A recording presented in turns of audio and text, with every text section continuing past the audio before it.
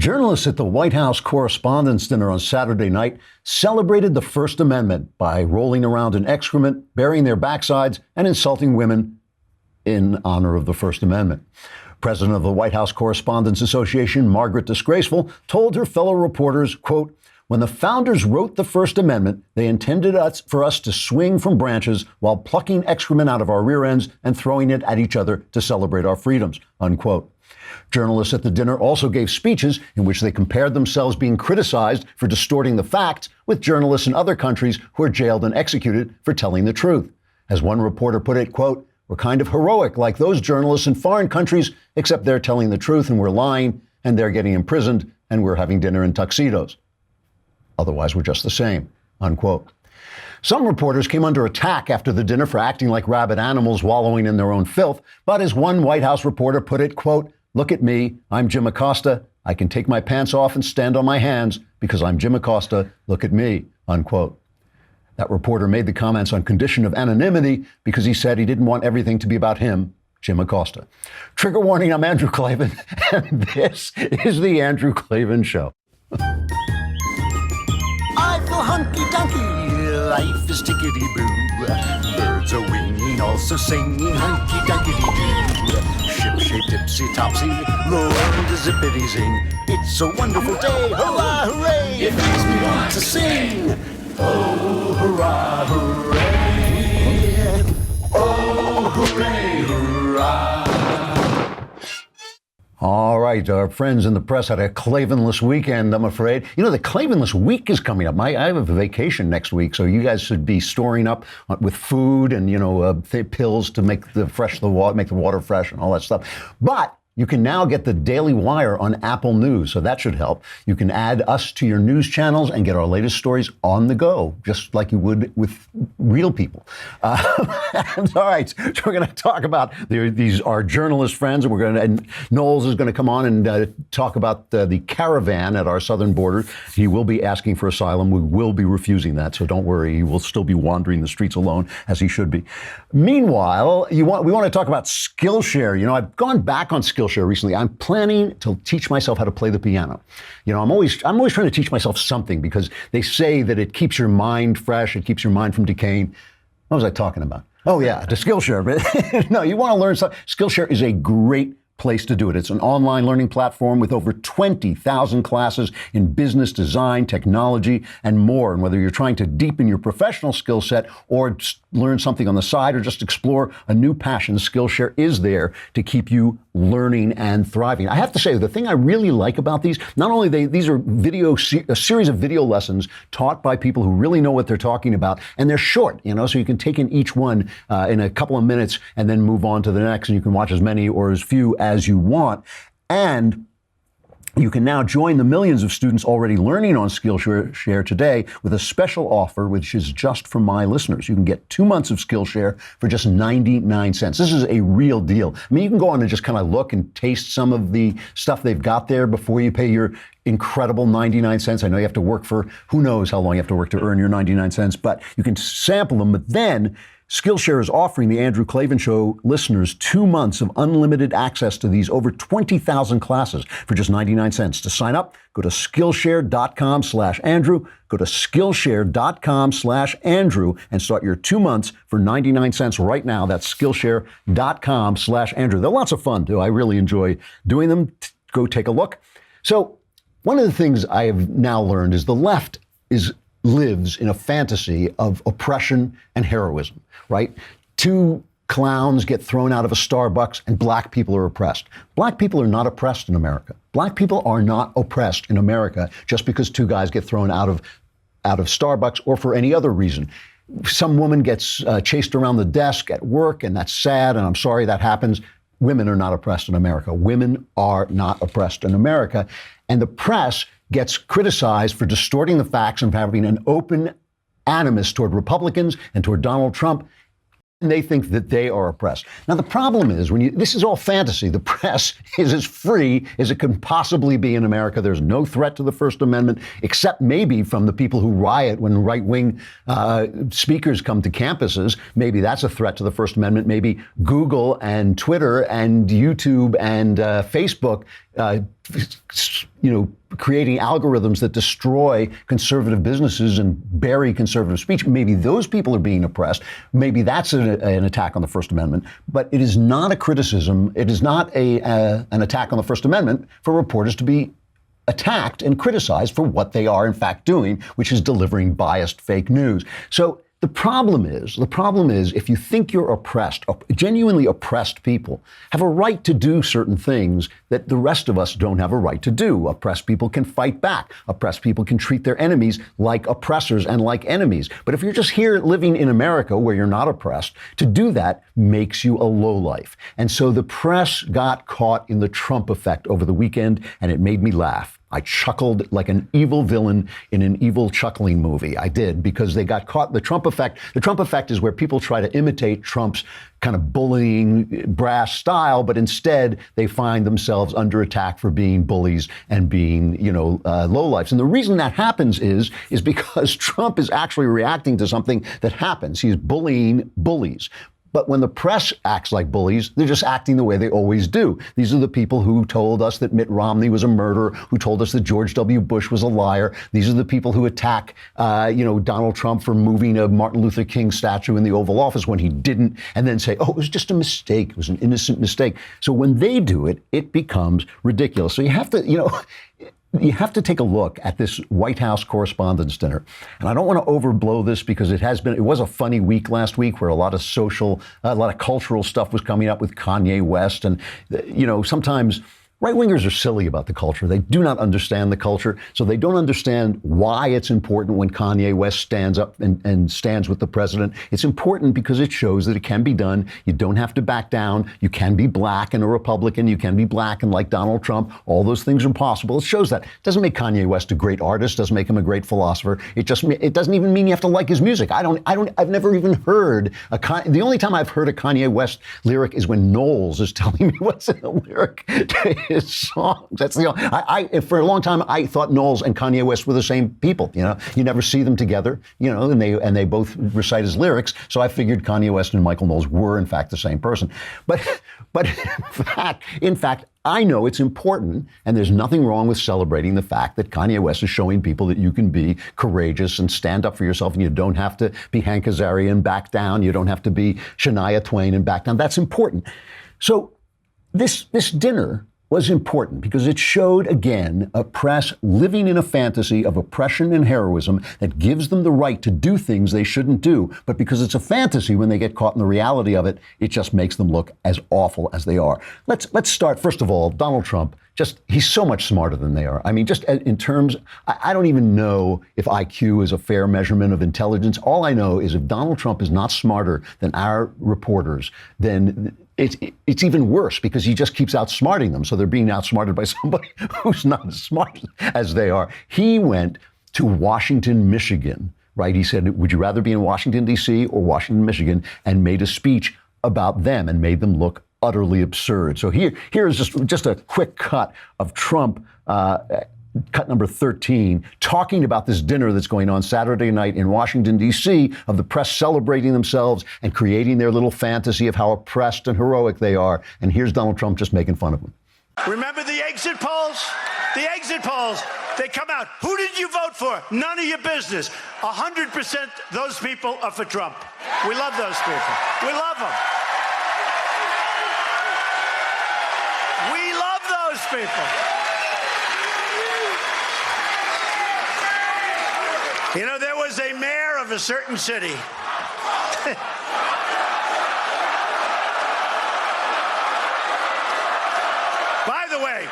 By the way, is this better than that phony Washington White House Correspondents' Dinner?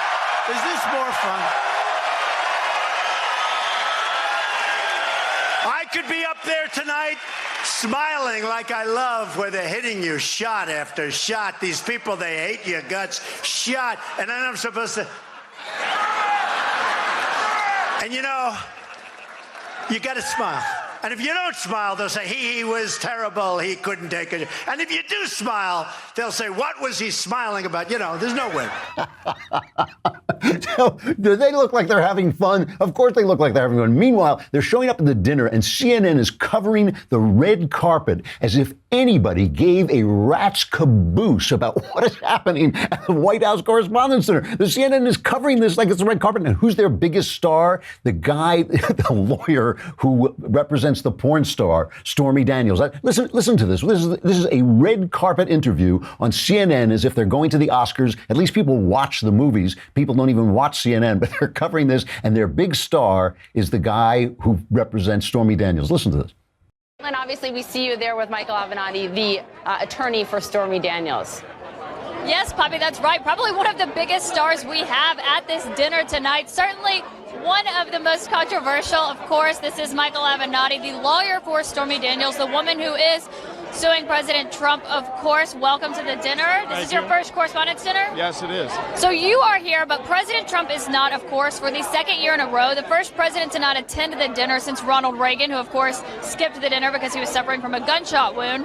What do you think about the president not attending this freedom, this toast to the press freedom 2 years in a row? Well, as you know, I just call it like I see it, and I think it's entirely disrespectful. I think it's disrespectful to the First Amendment. I think it's disrespectful to the Constitution. I think it's disrespectful to one of the founding principles that this nation was founded on. If you can't laugh at yourself, you have no business being in the position, quite honestly. And I don't know why he's hiding tonight. The only excuse that is good enough for me is if he's getting ready for his next Fox and Friends appearance. If you don't have an excuse good enough for Stormy Daniels' lawyer, then you're really in a sad state of. I mean, it's an offense against the First Amendment, says this clown, because he didn't go to watch them celebrate themselves and attack him viciously. We will get back to this in just a minute, but first let me remind you that Mother's Day is coming up. Now, I know my listeners, many of you were just spawned, but for those of you who have mothers, you want to send them flowers. 1-800-Flowers is the way to go. They have got this beautiful mix of roses. They sent it to me, and I got to take a look at it. Just absolutely beautiful. And this Mother's Day, you want to tell your mom, thank you for bringing me into this world in great agony and suffering, and then raising me in spite of the fact that you would much rather have been doing anything else. So say you go to 1-800-Flowers.com, and you can say thank you for all those things with an exclusive 24 for 24 offer. 24 multicolored roses for just $24. That's only $1 per rose. It's a beautiful mix of premium roses. 1-800-Flowers are picked at their peak from premier farms and shipped overnight to ensure freshness. 24 multicolored roses for only $24 is an amazing offer, and you'll still owe your mother at least $50,000 for just putting up with you at all. You have to hurry. This offer expires soon. Just pick your delivery date, and 1-800-Flowers will handle the rest. Don't put it off. Order today from 1-800-Flowers.com. How do you get this deal? You order 24 stunning multicolored roses for only $24 at 1-800-Flowers.com. Click the radio icon and enter code Klavan. And then you ask yourself, how does my mother spell her name? She spells her name Klavan.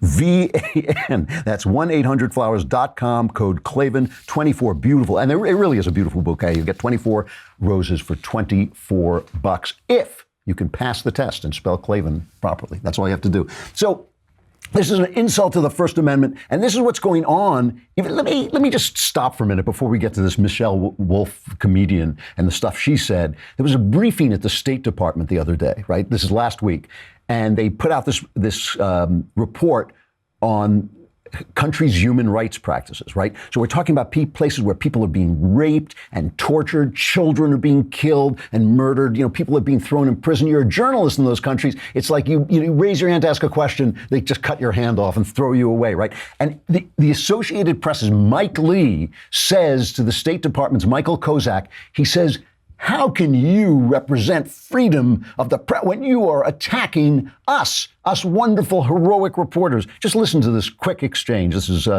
16. How are you do not open yourself up to charges of hypocrisy, and how effective do you think you can be at leading by example? Thank you. Okay, let's see if I can remember each one of those. But I think as you go through the reports, you'll see the countries that we criticize for limiting press freedom. It's for things like having criminal libel laws where you can be put in jail for what you say. It's for things like yanking the licenses of media outlets you don't like, or in many cases, killing the journalists.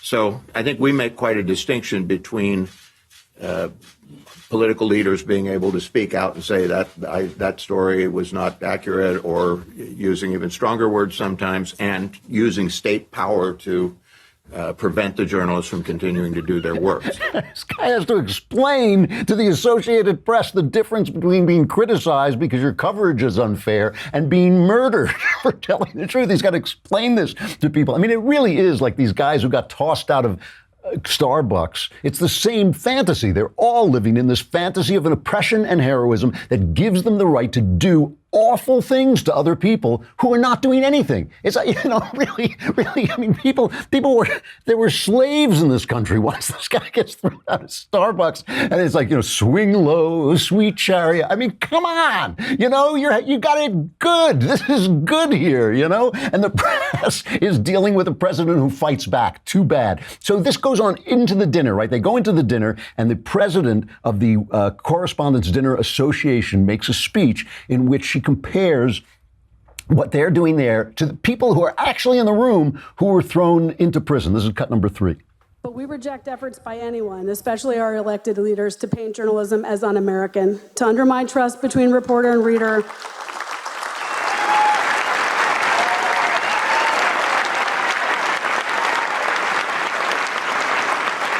or to cast doubt on the relevance of facts and truth in the modern age. An attack on any journalist is an attack on us all.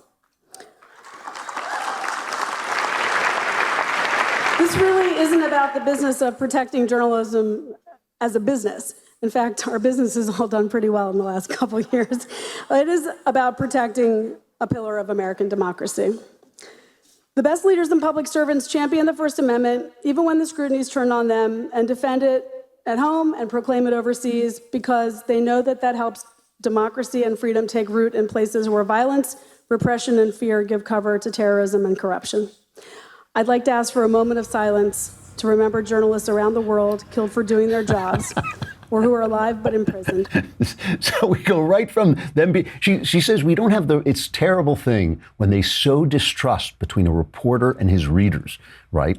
I mean, this is basically what we should have. I love my country. I distrust my government. I love the First Amendment. I distrust the press, because the press lies. They distort things. They're all on one side. We see how much they hate Donald Trump. We saw before they hated Donald Trump, they hated George W. Bush just as much. And they were just as nasty to Mitt Romney. So now they're going to tell us, oh yeah, but this time the wolf is at the door. We can see what he's doing. I mean, we see he's an obstreperous big character with a lot of personal flaws. We see he has personal failings. But he's doing a pretty good job, actually. He's just about to end the Korean War, possibly get Kim Jong-un to give up some of those nuclear weapons.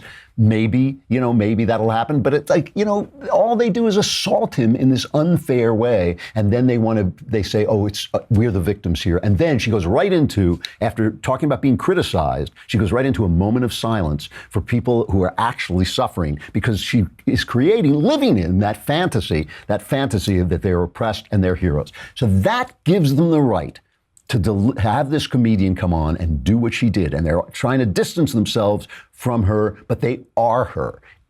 She knew that room. She knew what they wanted to hear, and she gave it to them, and they got caught. And for a while, before people started to react, they were saying, wow, she really destroyed Donald Trump. Wow, she really CNN in real time was changing its opinion as the results came. Maybe she went, she destroyed Donald. Well, maybe she went too far. Well, it was a disgusting, performance. Let's listen a little bit to some of the stuff she did. The personal attacks on Sarah Sanders. She's not the first person to do this, attacking her for her looks, attacking her as a liar. It's an absolute personal attack. And Sarah Sanders is sitting there, who's a really classy lady. I mean, she is, I would not have handled this with as much class. She handled this with absolute class, absolutely, raised her stock with, I think, anybody who was paying attention. But listen to the nastiness of this. And of course, we have Sarah Huckabee Sanders. We are graced with Sarah's presence tonight. I have to say, I'm a little starstruck. I love you as Aunt Lydia on The Handmaid's Tale. Mike Pence, if you haven't seen it, you would love it. Every time Sarah steps up to the podium, I get excited because I'm not really sure what we're going to get. You know, a press briefing, a bunch of lies, or divided into softball teams. It's shirts and skins, and this time don't be such a little Jim Acosta.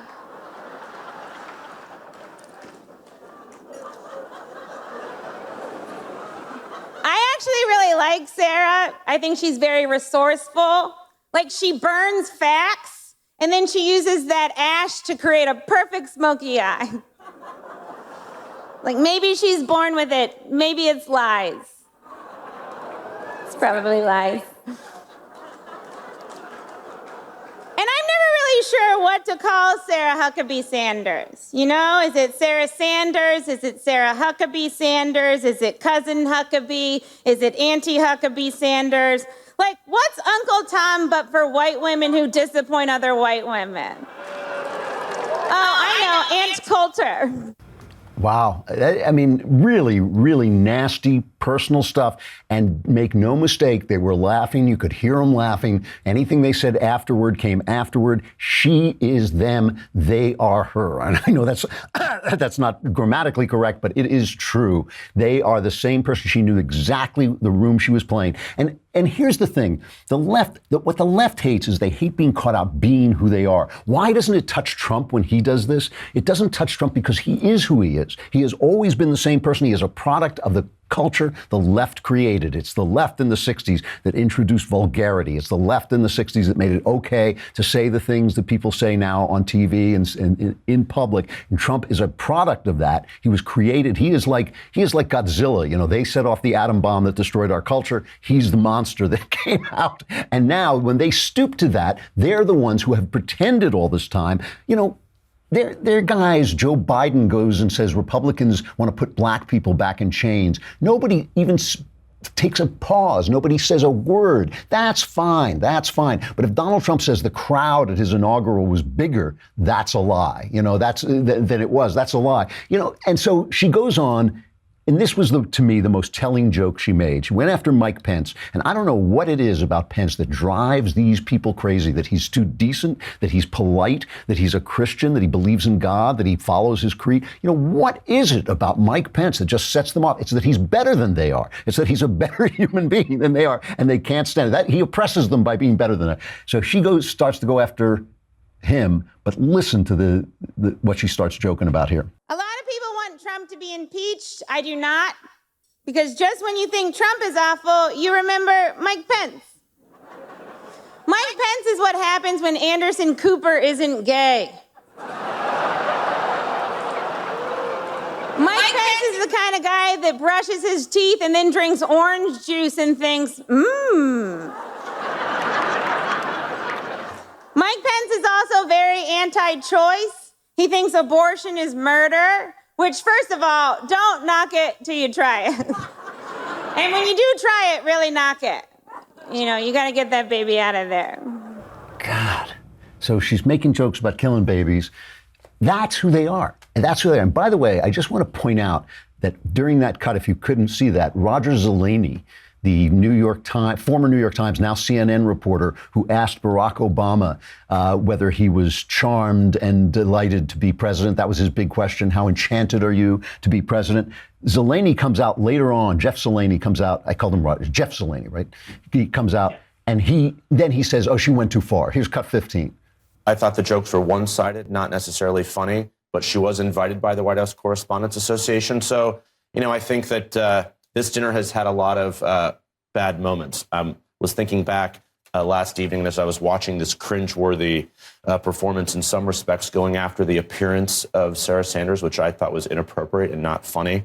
You know, the weapons of mass destruction video from the Bush administration where people were climbing around the floor of the Oval Office looking for the WMD, also not funny. So it's not the first time there have been awkward moments. But look, I think the president wins. He goes out to Washington, a township of Michigan, far away from this. The press has done a lot of incredible work this year here at CNN, of course, the Washington Post, New York Times, other places. A lot of that was, I think, overtaken by skit that wasn't very funny, and we sometimes celebrate ourselves too much, I think. The reality is it's a important job, and last night, I don't think we lived up to it. So just remember, the cut before, he's out there, he's laughing at those jokes about Pence, all this stuff. You know, this thing with Joy Reid, I'm going to end with this. This thing with Joy Reid kind of sums up what's happening with these people, because they live in this fantasy. They live in this fantasy that they're heroes, they're oppressed. They're not oppressed, they're not heroes. They're just biased Democrats. They're just Democrats with press cards. That's all they are. They're Democrat spokesmen with press cards. They've been doing the same thing for 20 years. Trump has finally had the temerity to talk to them openly about it, to call them openly what they are, and they are scattering, and they're now suffering from the Trump effect, where the only thing they could do to fight back against Trump is to become Trump, and it doesn't look good on them. This is the way Trump destroys people. He turns them into the image of themselves, but that just reveals what hypocrites they are, because Trump hasn't been a hypocrite. But Joy Reid was found to have put out on an old blog gay jokes, the stuff about people being gay and attacking politicians for being gay. They caught her out on it. Some guy on Twitter caught her out on it. She says, "Oh, that's not me.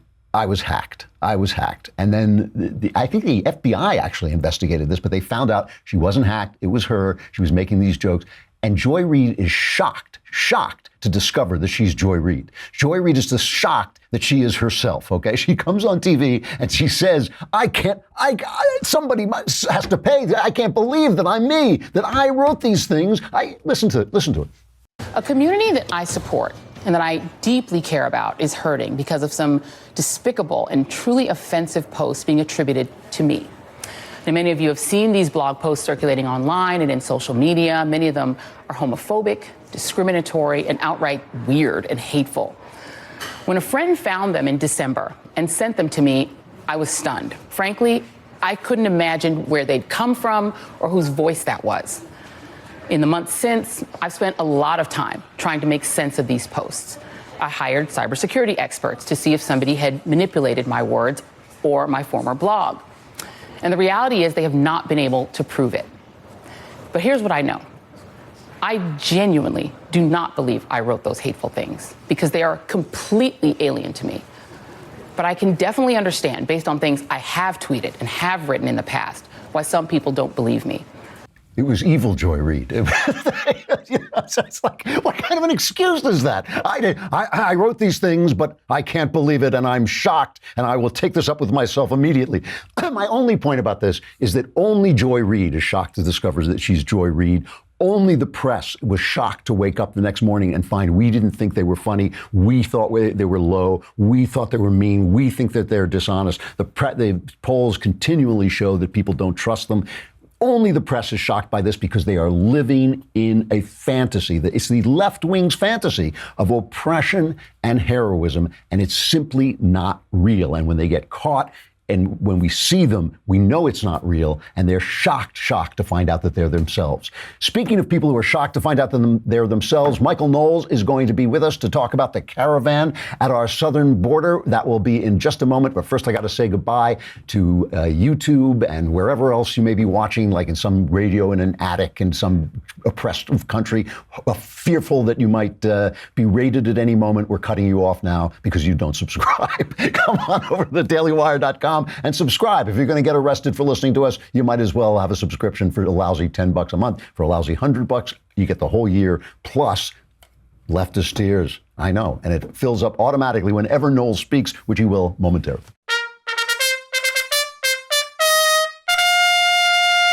All right, Knowles, nice jacket. Oh, this whole thing? Thank you very much. Don't mind if I do. So I just have to ask, did you see this Avengers movie that everybody keeps telling me was so great? In deference to the Andrew Klavan show and the Michael Knowles show viewers, I did not see this movie because I just know, there's a 98% chance I'll have nothing nice to say about it. Right. And people get so angry when you criticize Marvel. I know, they get so ticked off at us. What I did, though, instead was I just danced around the room for 2.5 hours thinking, I'm not watching this movie. Yeah. You know what I did instead? I saw any other movie.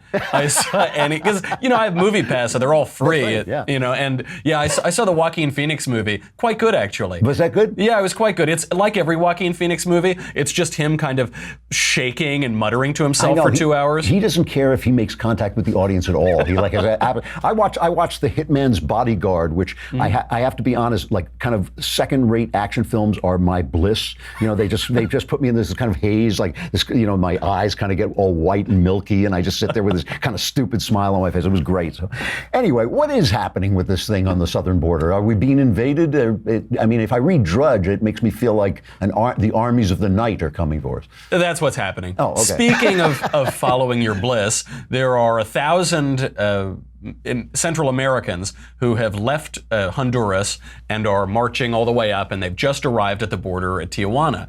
And there's a lot of fake news about this. Drudge is giving some of the best headlines because the mainstream media obviously are covering this up so much. So you've got to watch the words here. I have a PragerU video out today about how the left manipulates words to manipulate our emotions, and nowhere is that more evident than in this migrant caravan. So what they've done is say that these people are not just foreign nationals who decided to invade our country. They are refugees, or they're asylum seekers. And that language is very important because after the Holocaust, the United States agreed, along with many other countries in the world, that whenever someone shows up at your door and asks for political asylum and makes the claim, no matter how absurd, that they'll be killed if they return to their country, you have to process them. So you have to give them some entry and give them a due process and consider their claim. So this is very important. The organization that is running this whole thing is called Pueblo Sin Fronteras, which is roughly people without borders or towns without borders. And it's an ironic name because, of course, there isn't such a thing as a town without a border. The border makes the town and the border makes the country. Nevertheless, there's, what they want to suggest, what they want the optics to look like, is that this is a grassroots uprising of refugees in war-torn Honduras who have just one day decided that they're all going to heroically march 2,000 miles to the border. That's not really what happened. There are a lot of buses and trains that take part in this, and it's all organized by an American organization. Pueblo Sin Fronteras, despite the Spanish name, is actually based in Los Angeles County. The organization's based right here, yeah. They use the name in Spanish, well, one, because that's, I think, the official language of Los Angeles County, but also to make it seem like this transnational movement, which is what they're trying to show. So there were 1,000 people that left Honduras. Some of them fell off along the way. They stuck around in Mexico or somewhere else, and 600 are at the door. Now, it's amazing. The guy who's organizing this, Rodrigo Abeja, he said, these are people that have been stranded in Mexico awaiting refuge. Most of them have to wait a year or more, and the majority of them get rejected eventually in America. But what they say is that the people who go once they get to Mexico and ask for asylum, quote, when Mexico rejects them, the next step is to go to the U.S. The safest and most organized way is through the Caravan. So he's admitting that any sane country, up to and including Mexico, is going to reject these people because you don't get to just invade someone else's country. Only the United States feels that it is our humanitarian mission that we have to accept anybody who shows up at our door. But surely, there's got to be a limit, right? That we can't accept everybody. So if there's a limit, somebody's got to set the limit. Should be us, right? It shouldn't be them. How dare you? Am I on an alt-right podcast? What bigotry? Everybody, if you support the Constitution now, you're alt-right. You're on the alt-right. Yeah. I think the left has to get rid of that alt button on their computer because they don't know how to use it. So wait. So this is organized in America to bring up these guys. So there's going to be towns with no borders. But it's only our border that's going, because of course, if you go down to Mexico, they'll arrest you like 2 seconds after you step they over get the to have border. their borders. It should be America sin fronteras. That's really what the organization should be called. Exactly. It's America without borders. And of course, you would say, does a country have a right to determine who comes in, who accesses taxpayer-funded services, who gets to use the education systems and the healthcare systems, who gets to vote in elections? And really, that's what this is all about. Immigrants, both legal and illegal, from Central America and South America, identify with Democrats between 3 times as frequently and 8.75 times as frequently as they identify with Republicans. So it's an electoral strategy. Democrats have admitted this, but I think this is all excellent for Trump, actually. I think this caravan is great news for Trump. It's good for Trump. Why? Well, we have 600 people crossing the border, and everyone who is sane, everyone who doesn't work for the New York Times, thinks this is a pretty tough situation. Meanwhile, the New York Times headline reads, "Migrant caravan after grueling trip reaches border. Now the really hard part." CNN, huddling on the concrete, they wait through the turnstiles as America. I'm Jim Acosta. I added that part, but presumably that's what they were thinking. Now I have the sads. Now you have to have the sads. Yeah. But presumably everyone else in the country thinks this is absurd that we have 600 to 1,000 people flooding across our border, except that happens every single day. Really? More than 1,000. Every single day in the United States, we arrest 1,000 illegal aliens crossing the border every day. But our policy is absurd here. This got the title during the Bush era. We have a policy called catch and release. Catch and release, that's a real policy. That isn't fake news. What we do, because we're required to give these people due process and asylum and go through the asylum process, we arrest them. But it takes a long time. It's not like you arrest them and then 2 hours later you say, okay, you're deported or you get to stay. So what we do is we arrest them and we say, okay, now you better show up for your court date. Your court date's in about 3 months. You better show up for that. And if you don't, nothing will happen and you'll just get to live in America. That's what happens. And so they keep flooding through. If this can call attention to that problem, if we can say this was actually a good day for illegal immigration, it's much lower than it normally happens, perhaps Trump can actually get something accomplished. We know that illegal immigration has plummeted 40% since he became president. And hopefully we can codify some of that into law so that we can prevent the real blue wave from coming across the border. I do not understand with any of this why this isn't purely a rule of law issue. I've never understood this. They always, obviously the left always wants to throw race issues to make you feel bad, so you back down. But I do not understand why the laws are passed, as I recall, I seem to remember that the laws are passed in Washington in Congress. So when you have congressmen and senators saying, "Oh, we don't have to obey those laws," what kind of country are they envisioning? A country where we obey the laws until our hearts are moved by CNN writing about the concrete? I mean, is that really the country that they want to have? Because after all, the people's emotions aren't always going to go their way. People are sometimes going to emote and say, you know what, we'd like to come to Washington and drag you out in the street and dump you in tar and feathers and throw you in the Potomac, and then we would say, well, yeah, but that's against the law. But so what, Right. I mean, so I don't understand why we don't debate this wholly on a rule of law basis. And as you say, if this law is not serving our country, which it doesn't sound like it is, let's change the law. There's no debating on the left anymore. I don't mean that in a glib sort of way. They admit to it themselves. They shout their abortion. They say, we have to shout our abortion. They yell and they scream. The reasoned discourse is over for them. And there are two really awful, vicious angles on this. There's the philosophical one. They've embraced this leftist philosophy of intersectionality, whereby, regardless of reason or logic, everybody has to gang up against the straight white man who thinks he's a man. Right. And that might mean that gay activists and radical Muslims have to gang up on the straight white man who thinks he's a man in America. Their interests don't seem to align, but they can at least destroy what they view as the oppressive top of the hierarchical structure. There's that. That's a very anti-logical philosophy. And then there's the political angle, which is even in the early 2000s, even in the late 2000s, Democrats ran and said, we oppose illegal immigration, which makes sense because the people voting for you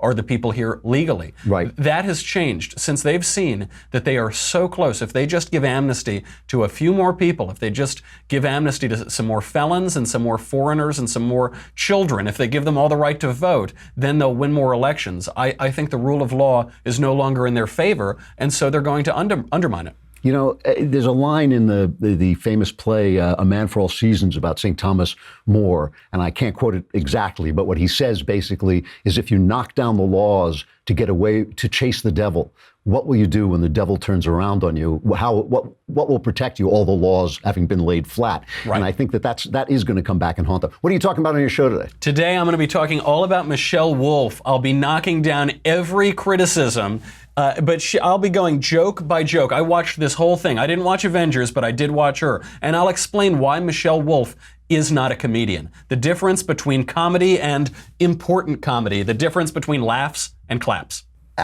Great. It sounds terrific. I will be there. Michael Knowles Show coming up. Thanks, Knowles. All right, our crappy culture. So I can't let the show go by without talking about Bill Cosby. Bill Cosby, when I was a kid, was my hero. And when I say he was my hero, his picture was on my wall. I imitated him. I could do stand-up. I would frequently, like when I was 10 years old, would do stand-up comedy routines in his style. It is really hard so now we're talking about when I was a little boy, so this is like 1842, right? This is a long time ago. It's really hard to talk about the impact that the guy had. I Spy, I never missed a single, I Spy was on for 3 years. I never missed a single episode of I Spy. That is who I wanted to be. I wanted to be Bill Cosby, I wanted to be that character on I Spy. The funny thing about this is looking back on it, and the left is always talking about lived experience. My lived experience was this had virtually nothing to do with him being black. It never actually really occurred to me in those terms. His blackness, it was really his poverty, the fact that he grew up in relative poverty and I grew up in relative privilege, that gave him an authenticity that I envied and that I wanted to imitate, and it gave him a kind of street smart and street cool that I didn't associate with being black. I just associated with his economic class. But the fact that a white boy in a suburb wanted to emulate this guy, and that emulating him didn't drag him down as if he had been some rap star spewing obscenities and hatred for women, but in fact kind of elevated me to want to be more authentic, to want to be more real, to find the humor in my life, to find what was interesting in my life.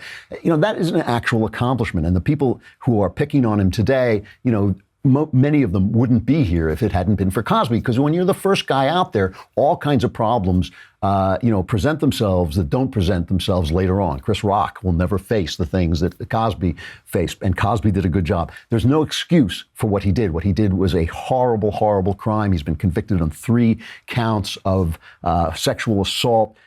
And it seems like this was a history he had of feeding women drugs and then attacking them while they were incapacitated, which is obviously some kind of deep sickness. I mean, it's not even a sexy thing to think about doing to someone. It's not, to just knock people out like that.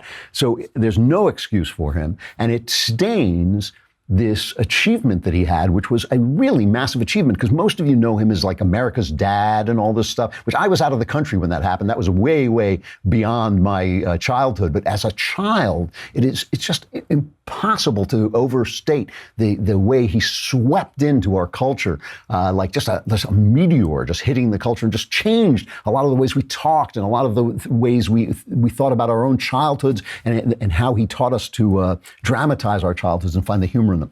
So again, no excuses for what he did, but we have to think about the questions of generalization, because what Cosby did, what was his great achievement, was that he individualized himself. He was an individual.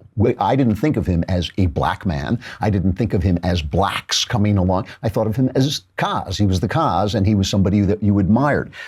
That is what we lose with intersectionality, and that is what we lose with the racism of woke. I mean, woke is racism. So not only does it, if a black person does something now, does it represent black people? I mean, does it? Does what Cosby did represent black people? Of course it doesn't. Of course it doesn't. And guess what it also doesn't represent? It doesn't represent men. And that is the sin of the Me Too movement, is that it tars men for the behavior of louts. And that is the same kind of sin as either tarring people for being black or tarring people for being white or attacking people in these groups. It is insane. It is an insane way for us to relate to one another. Tom Brokaw has been accused of attacking someone, and he had the temerity to defend himself by saying this didn't happen. This woman said he attacked her many, many years ago, and she has a typical excuse of saying it now, 30 years later, whatever it is.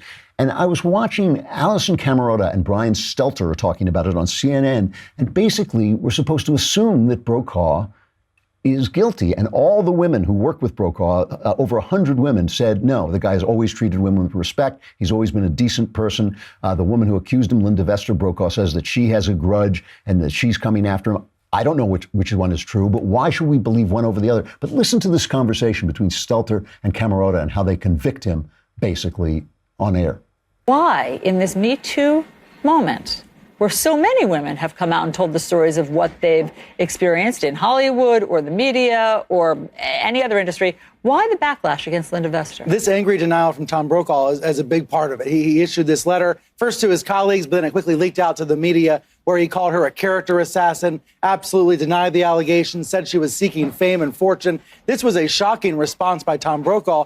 Clearly, he believes he's the victim and not Linda Vester. I think that's one of the reasons why his colleagues are standing by him. NBC is standing by him. Apparently, NBC doesn't feel there's enough evidence to investigate, to warrant any action right now. Remember, even though he's retired from the nightly news, he's a special correspondent on the network all the time. I think the unanswered question here is whether there are other women who may come forward. I've been asking Vester's attorney if he's heard from other women. He will not answer that question. But that statement you just read, alluding to Vester having more to say soon, that's curious, because last week she said she's speaking out now because she wants to make sure NBC's taking this issue seriously. She believes there was a systemic culture of sexual harassment at that company that was not taken seriously. She wants a thorough investigation. She doesn't feel that's happening.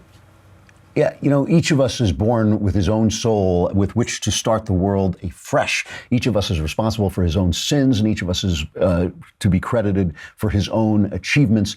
The way that the press has become a vehicle for intersectionality, a vehicle for blaming people in groups, praising people in groups, looking at people in groups, is part of why nobody trusts them, part of why people criticize them. They're not oppressed. They're just doing a bad job. I'm Andrew Klavan. This is The Andrew Klavan Show. We'll see you again tomorrow.